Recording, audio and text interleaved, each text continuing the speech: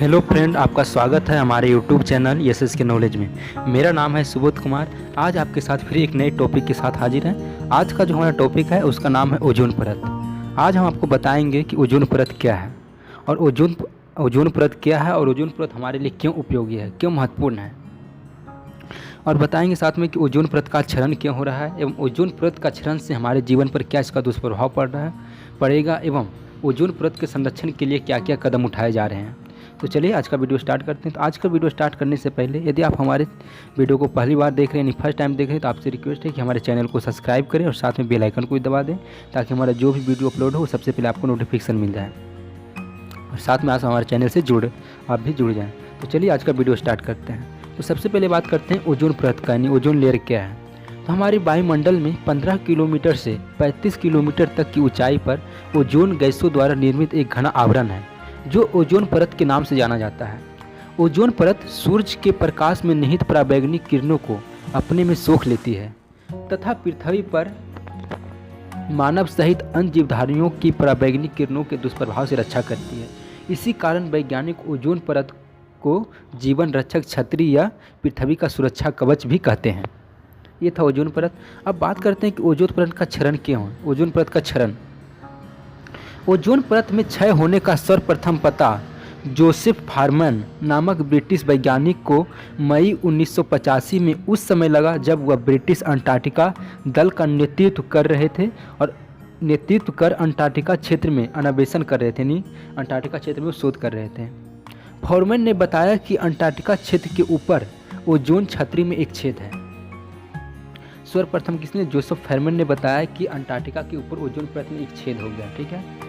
NASA ozone trend panel यानी NASA ozone trend panel ने सन 1988 में स्पष्ट किया कि ओजोन परत का क्षय केवल अंटार्कटिका के ऊपर ही नहीं वरन ओजोन परत का अधिकांश भाग इस क्षरण के चपेट में आ गया है।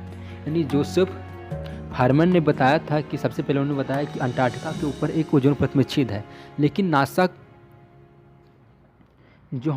ओजोन ट्रेड पैनल है, उस संस्था, उन्होंने बताया कि ओजोन परत का क्षय सिर्फ अंटार्कटिका के ऊपर ही नहीं बल्कि ओजोन परत के सभी भाग में थोड़ा थोड़ा क्षरण हो रहा है।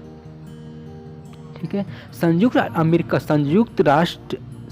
राज्य अमेरिका की एक अंतरिक्ष एजेंसी के अनुसार सन 1991 से 1992 की अवधि में ऊपरी ओजोन परत का छिद्र 15% और बढ़ गया। अब बात करते हैं कि ओजोन परत के क्षय के कारण क्या क्या है, यानी ओजोन परत का जो क्षय हो रहा है इसका प्रमुख रूप से क्या क्या कारण है। तो नंबर 1 में बात करें कि ओजोन परत में प्राकृतिक रूप से जितना क्षय होता है उतना ही उसका निर्माण भी हो जाता है, जिससे समताप मंडल में स्थित ओजोन परत में संतुलन कायम रहता है। लेकिन पिछले लगभग 15 वर्षों में वायुमंडल में ओजोन विनाशक गैसों की मात्रा इतनी तेजी से बढ़ रही है कि ओजोन परत में विनाश की दर में भी तीव्रता से वृद्धि हुई है। वर्तमान में सभी वैज्ञानिक इस तथ्य के संदर्भ में एकमत है कि ओजोन परत के क्षयीकरण में मुख्य रूप से हैलोजनित गैस उत्तरदायित्व है। यानी सभी वैज्ञानिक इस तथ्य में एकमत हैं कि ओजोन परत है उसका जो क्षय का मुख्य रूप से हैलोजनित गैस जो हमारा उत्तरदायित्व है। अब बात करते हैं कि हैलोजनित गैस में कौन कौन सी गैस शामिल है। तो हैलोजनित गैस में क्लोरोफ्लोरोकार्बन, मिथाइल ब्रोमाइड, हैलोजेंस तथा नाइट्रोजन के ऑक्साइड प्रमुख हैं।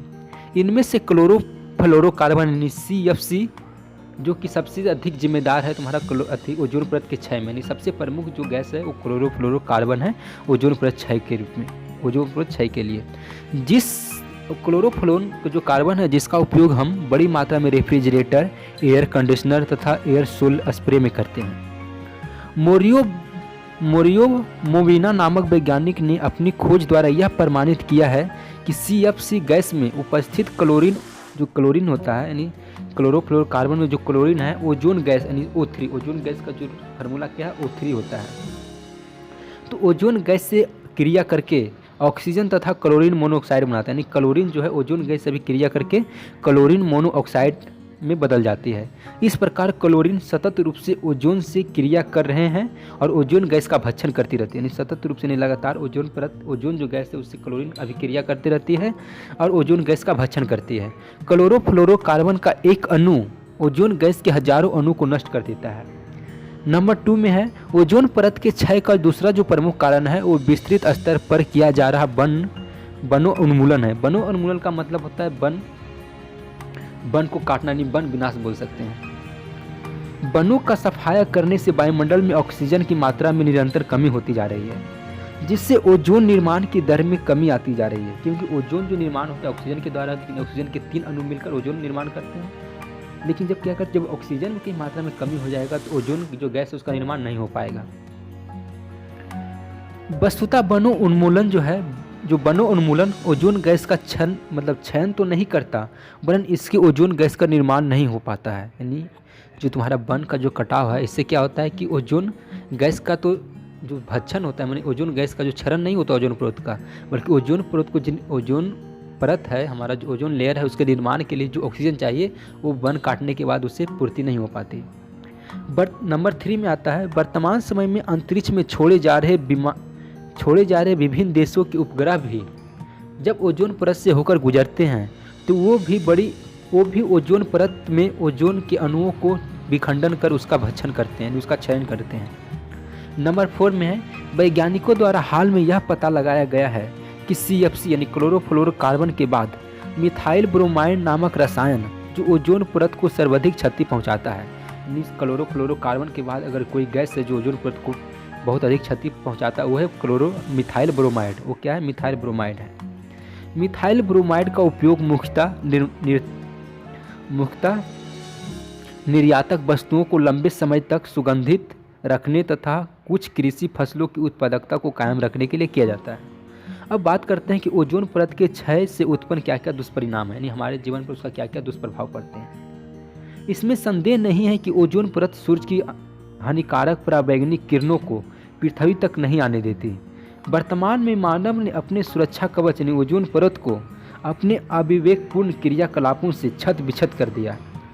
यदि वायुमंडल में स्थित ओजोन परत को पूर्णतः समाप्त कर दिया जाए तो सूर्य की पराबैंगनी किरणें बिना किसी रुकावट की पृथ्वी की सतह पर आ जाएगी, जिसके परिणाम स्वरूप पादप जगत की प्रकाश संश्लेषण क्रिया अवरुद्ध हो जाने से पेड़ पौधे शीघ्र ही समूल नष्ट हो जाएंगे।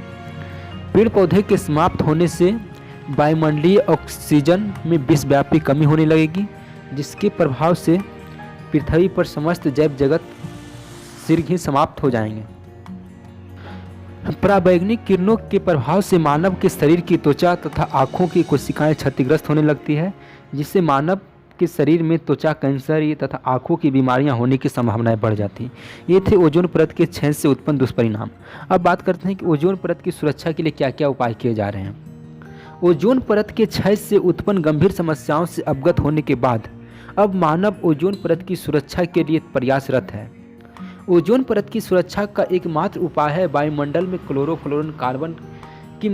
कार्बन के उत्सर्जन की मात्रा को नियंत्रित करना, यानी उसको सीमित करना। इस संदर्भ में अंतर्राष्ट्रीय स्तर पर विश्व के विभिन्न देशों द्वारा प्रयास किए जा रहे हैं। 16 सितंबर 1998 को ओजोन परत की सुरक्षा के लिए कनाडा की मॉन्ट्रियल नगर में विश्व के 40 देशों में एक अंतर्राष्ट्रीय समझौता हुआ, जिसमें वर्ष 2000 तक क्लोरोफ्लोरोकार्बन के उत्सर्जन की दर को 50% कम करने का निर्णय लिया गया। संयुक्त राष्ट्र संघ ने ओजोन परत के अस्तित्व को बचाए रखने तथा ओजोन परत के संरक्षण के लिए, यानी संयुक्त राष्ट्र संघ ने ओजोन परत के संरक्षण के लिए विश्वव्यापी जागरूकता उत्पन्न करने की दृष्टि से 16 सितंबर का दिन विश्व ओजोन दिवस के रूप में मनाने की घोषणा की है। यानी आपको इस बात को याद रखना है कि विश्व ओजोन परत की सुरक्षा दिवस कब मनाया जाता है, तो 16 सितंबर को, यानी 16 सितंबर को विश्व ओजोन दिवस मनाया जाता है। तो आज के वीडियो में बस इतना ही। अगर ये जानकारी आपको अच्छी लगे हो तो वीडियो को जरूर से जरूर लाइक करें। अगर आपको इसमें किसी तरह की कोई कमी या कोई आप हमें सुझाव देना चाहते हैं तो प्लीज़ हमें कमेंट करें, ताकि उस सुझाव के द्वारा आगे आने वाली वीडियो को हम और अच्छी तरीके से आपके सामने प्रस्तुत कर सकें। तो चलिए आज का वीडियो में बस इतना ही। धन्यवाद।